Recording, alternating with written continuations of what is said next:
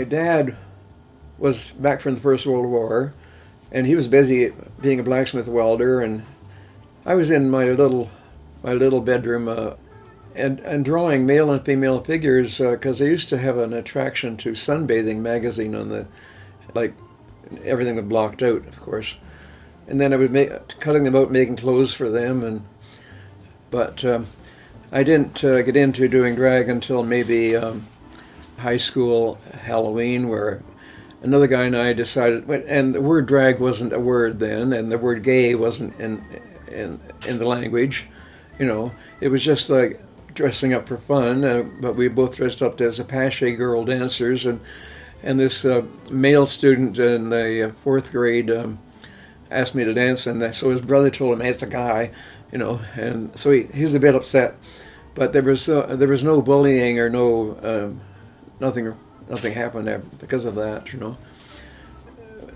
We had certain underground shows in the 50s, and that's before I married a woman in 57, 5 years. The public didn't know anything about faggots and queers and all that stuff. And but the police knew that we had these strange little shows, and they would come to inspect what was happening. And every now and then we would get raided by the police, only to inspect us to make sure we had men's underwear on. And I'm in our imperial court system, which I have been out every year since '87. Nobody else can say that. Helping to raise money for charity. I've been Empress 6 and 26 in our court. And now I'm heir apparent to the current reigning Empress, Morgan James. And my name was Anita Modet in the 50s and 60s. And they decided to change my name because it would be better on the marquee.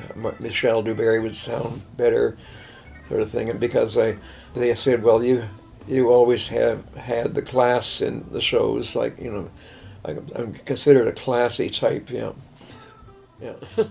What I appreciate most in my life is just being well liked in my community. I've always been a people person, even on Great Imposters, 10 years on the road, driving the van, traveling drag show up north and down the East Coast. I was the one out and talking to people in the audience in between sets and all that stuff. And it's been spread around and been talked about me being part of everything years ago. And I have a lot of young kids coming out to me now and hugging me and like not wanting to leave me alone. They keep hugging me. Oh, you're the one that make it so we can be like we are today and blah, blah, blah, blah. No, I have to laugh. Oh, God. Well, I'm taking the credit for a lot of kids that are dead. The 50s and 60s, most of them are dead. I'm taking the credit for them. It's not just me, right? I haven't had too much luck. I mean, I know there's a lot of guys right now that have been with their friend for 30 and 40 years. They're still together or something, I can feel very alone now and depressed, but then I've got too much to be thankful for. I've got my good health, and I'm not hiding away. And I'm out there, My favorite saying is like, I don't live yesterday, I don't live tomorrow, so might as well be the best person I can be today.